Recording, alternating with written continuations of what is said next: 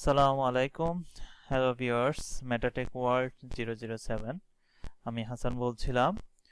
আজকে আমি Adobe Illustrator CC 2021 এর টুলস নিয়ে আমি আলোচনা করব। তবে প্রথমত বলে নিতে চাচ্ছি, আমার চ্যানেলে যদি নতুন হয়ে থাকেন এখনই সাবস্ক্রাইব করে বেল বাটনটিতে প্রেস করে রাখুন। আর অলরেডি সাবস্ক্রাইব করে থাকেন তাহলে থ্যাংক ইউ সো মাচ। চলুন আজকে আমরা অ্যাডোবি টুলস সম্বন্ধে জানি।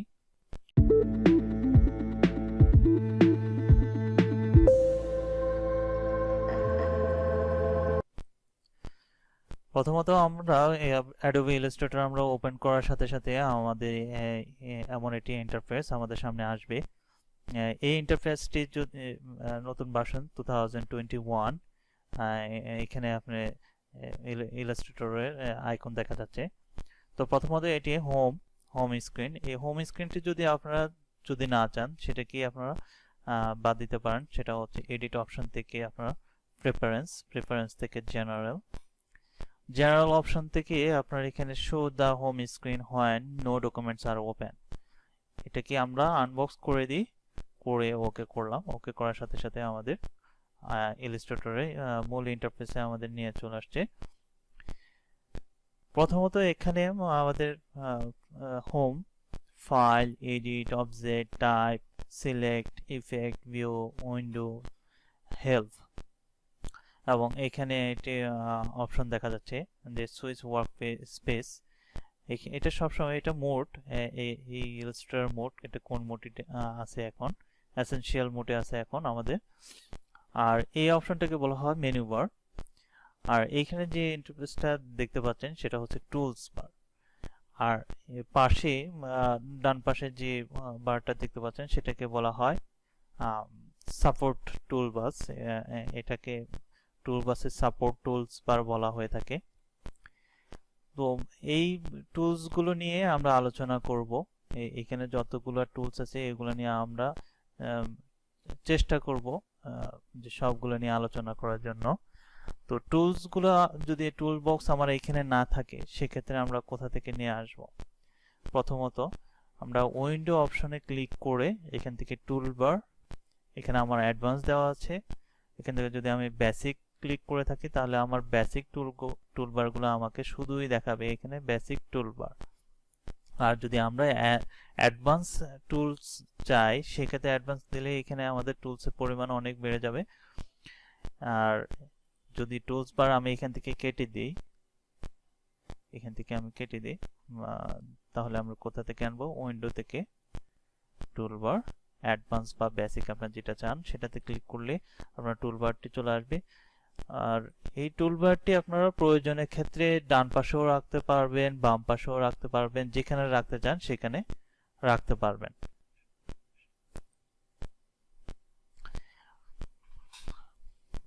আমরা ফাইল মেনু, প্রথমত আমরা নতুন ভাবে কাজ করতে গেলে আমরা ফাইল মেনু থেকে নিউ, যেটা আমরা সব সময় বাঁচানোর ক্ষেত্রে আমরা শর্টকাট ইউজ করে থাকি, সেটা Ctrl+N দিয়ে যদি আমরা কমান্ড করে থাকি কিবোর্ড থেকে, তখন আমার নতুন ফাইল ক্রিয়েট হওয়ার জন্য আমার ডায়লগ বক্স চলে আসবে।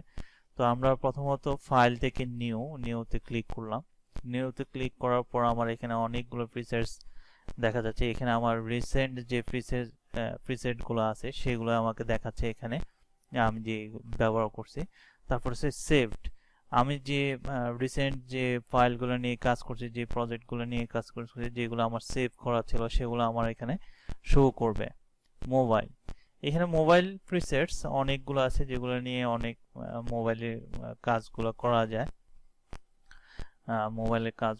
এখানে। তারপর ওয়েব ফিচার্স গুলো এখানে নিয়ে কাজ করা যাবে। ডিজাইনের ক্ষেত্রে অনেক কিছুই লাগে আমাদের, তো ওয়েব প্রিসেট গুলো নিয়েও আমরা কাজ করতে পারবো। প্রিন্ট, মূলত আমরা প্রিন্ট প্রিসেটস গুলো নিয়ে কাজ করে থাকি। সেক্ষেত্রেও আমরা যদি কাস্টমাইজ করে থাকি, যেমন মেজারমেন্ট, যদি আমরা ধরুন যে কোনো একটা পোস্টার, ব্যানার আমরা যখন একটা ক্রিয়েট করে থাকি তখন সেক্ষেত্রে আমরা এখানে কাস্টমাইজ করে থাকি, মেজারমেন্টটাকে আমরা কাস্টমাইজ করে থাকি। এখান থেকে আমরা মেজারমেন্ট আমরা সিলেকশন করে নিতে পারি, inches, pixels, points, picas, feet and inches. আমরা এখান থেকে যে কোনো একটা সিলেক্ট করে নেব। সিলেক্ট করে নিয়ে আমরা এখান থেকে সেটাকে কাস্টম ভাবে দিতে পারি। এখানে আমার 8.5 ইঞ্চ দেওয়া আছে, আমি চাইলে যদি ব্যানার আমার 12 ইঞ্চ বা যদি আমি দিতে চাই, এটাকে আমি এখানে ওরিয়েন্টেশন দেওয়া আছে। ওরিয়েন্টেশন হচ্ছে যে আপনি যে ইন্টারফেসটা নিয়ে কাজ করবেন সেটা ওরিয়েন্টেশনটা কি ভার্টিক্যাল হবে নাকি হরিজন্টাল হবে, এখান থেকে আপনি সিলেক্ট করে দিতে হবে। ওরিয়েন্টেশনটা আপনাকে সিলেক্ট করে দিতে হবে। এখানে আমি কাস্টমাইজ করছি, এখান থেকে আমি দিচ্ছি 12 ইঞ্চ বা 20। এটা আমার একটা কাস্টম সাইজ আমি ক্রিয়েট করতেছি। এটাকে চাইলে আপনি আলাদাভাবে আপনি অন্য নাম দিয়ে আপনি এই পিকচারটা সেভ করে রাখতে পারেন। তারপর হচ্ছে এখানে কালার মোড এখানে আমার CMYK দেওয়া আছে, মানে cyan, magenta, yellow, black. এখান থেকে আমরা সবসময় RGB কালার নিয়ে কাজ করব। RGB হচ্ছে রেড, গ্রিন, ব্লু। আমরা সবসময় কাজ করে থাকবো রেড, গ্রিন, ব্লু নিয়ে। তারপর রাস্টার ইফেক্ট হাই 300 ppi, এটা থাকবে, ডিফল্ট ভাবে যেটা থাকবে এটা। তারপর আমরা এখান থেকে প্রিসেট সিলেক্ট করব, কাস্টম ভাবে নিতে পারবো। আমরা চাইলে এখান থেকে A4 নিয়ে আমরা কাজ শুরু করতে পারি। আর এখানে আরেকটা বিষয় আছে, আর্টবোর্ড। এই এখানে আর্টবোর্ড যদি আমি একটা নিয়ে কাজ করি, আমি ক্রিয়েট করলাম, ক্রিয়েট করার পরে আমার একটি আর্টবোর্ড আসলো। এটা আমার একটাই আর্টবোর্ড আমার এখানে দেখাচ্ছে। আপনি যদি একাধিক আর্টবোর্ড নিয়ে কাজ করতে চান সেক্ষেত্রে আপনি ফাইল থেকে নিউতে যে আপনি A4 সিলেক্ট করলেন, দেন আর্টবোর্ড আপনি এখানে ধরুন 4টা দিলেন, ক্রিয়েট করলেন। আমার 4টায় আর্টবোর্ড চলে আসছে, আমি 4টাতেই কাজ করতে পারবো ইজিলি।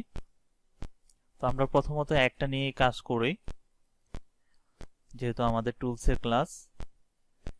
আমি এখান থেকে ইঞ্চেস নিলাম। প্রিসেটের নাম আপনি যেটা দিয়ে করতে পারেন, লোগো ডিজাইন বা ব্যানার ডিজাইন, যেটা নিয়ে করতে চান সেটাকে এখানে প্রিসেটের নামটা আমরা চেঞ্জ করে দিতে পারেন। আমরা RGB কালার নিচ্ছি, ক্রিয়েট করলাম।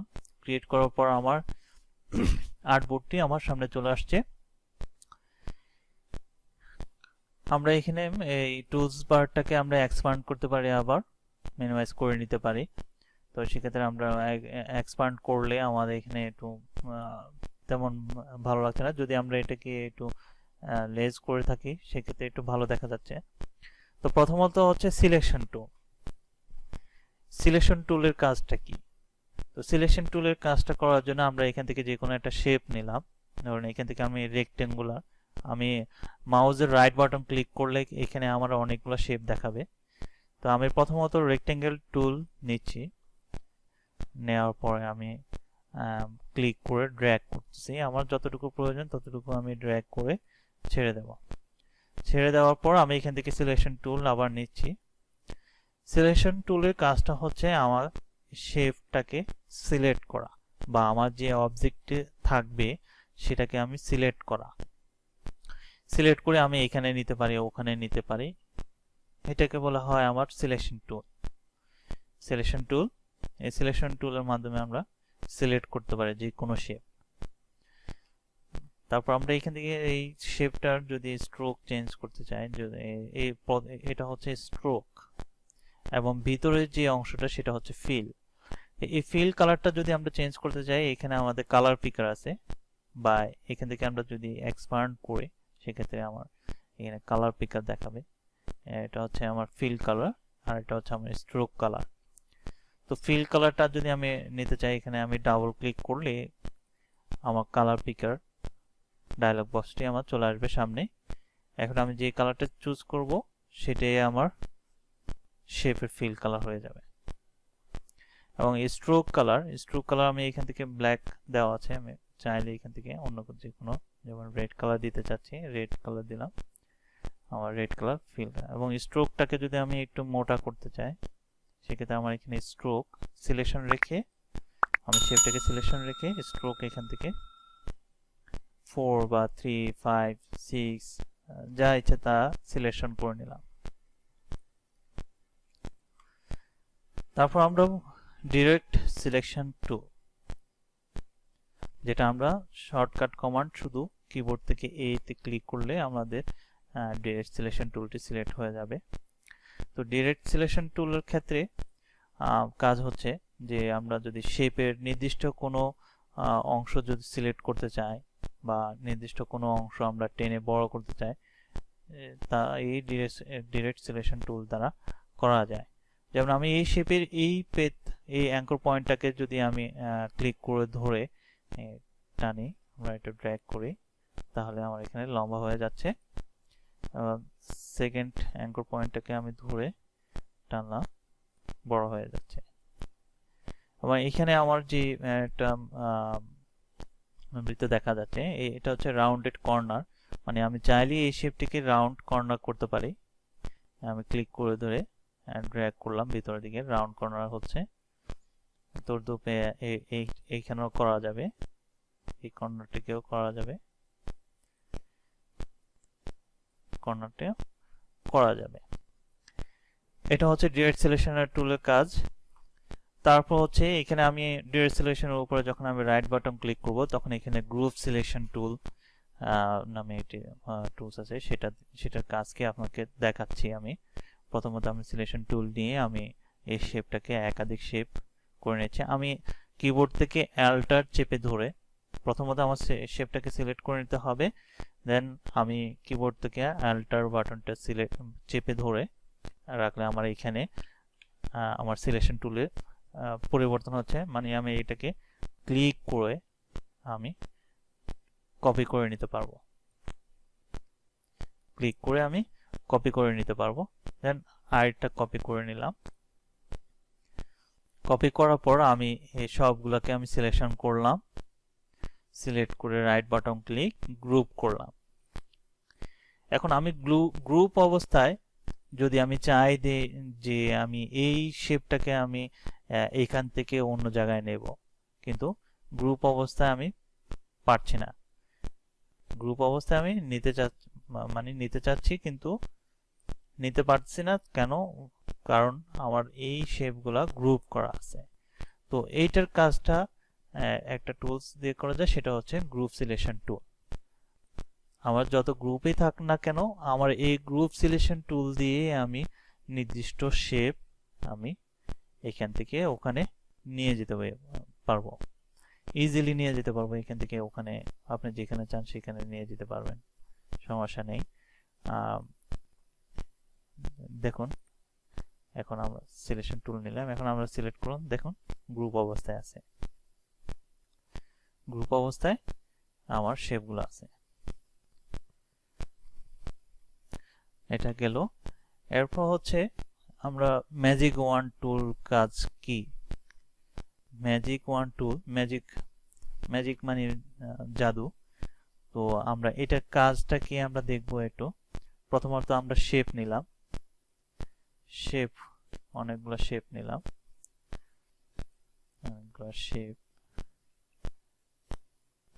আমরা আল্টার ধরে আমরা এটাকে একাধিক শেপ করে নিচ্ছি, কপি করে নিচ্ছি। আপনারা চাইলে এই জিনিসটা যদি আমি আপনাদেরকে আবার দেখাচ্ছি, যে আমি একটা কপি করে নিলাম, আল্টার ধরে আমি একটা কপি করে নিলাম, দেন আপনি কন্ট্রোল ডি যদি করেন, তাহলে ডুপ্লিকেট শেপ একইভাবে ক্রিয়েট হবে। Control D. এবার আমি সবগুলোকে সিলেকশন করে নিলাম, করার পরে আমি সবগুলোকে অ্যাল্টার চেপে ধরে কপি করলাম, চেপে ধরে আমি কপি করে নিলাম, আরো কপি করে নিলাম, আরো কপি করে নিলাম, যেটা আমি কন্ট্রোল ডি দিলে আমার ইজিলি হবে, ইজিলি হয়ে গেল। তারপর আমরা সবগুলোকে সিলেকশন করলাম, একটু উপরে ওঠানোর পর আমরা এই শেপগুলোকে আলাদা আলাদা একটু কালার দেব, আলাদা আলাদা এটা আমরা কালার। এখানে আমার যে সাপোর্ট টুলবার আছে, এই সাপোর্ট টুলবার থেকে আমরা কালার পিকার বা সোয়াচ থেকে আমরা কালার সিলেক্ট করে নিতে পারি। এখান থেকে আমরা আলাদা আলাদা কালার সিলেক্ট করে নিচ্ছি, orange, red, blue, green, light green, red, yellow, yellow,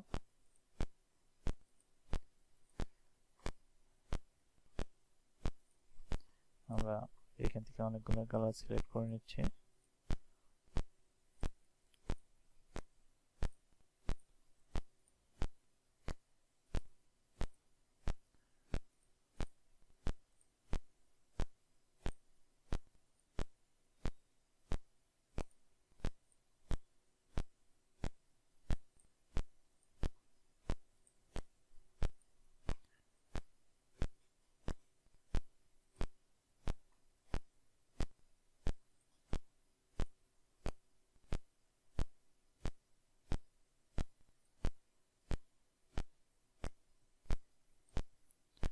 আচ্ছা, আমরা এখানে কালার সিলেকশন হয়ে গেল। আমরা স্ট্রোক কালারটা চেঞ্জ করে নিচ্ছি। স্ট্রোক কালারটা আমরা ব্ল্যাক দিচ্ছি আপাতত, এবং স্ট্রোকটা আমরা কমায় আমরা 1 পিটি করে দিচ্ছি।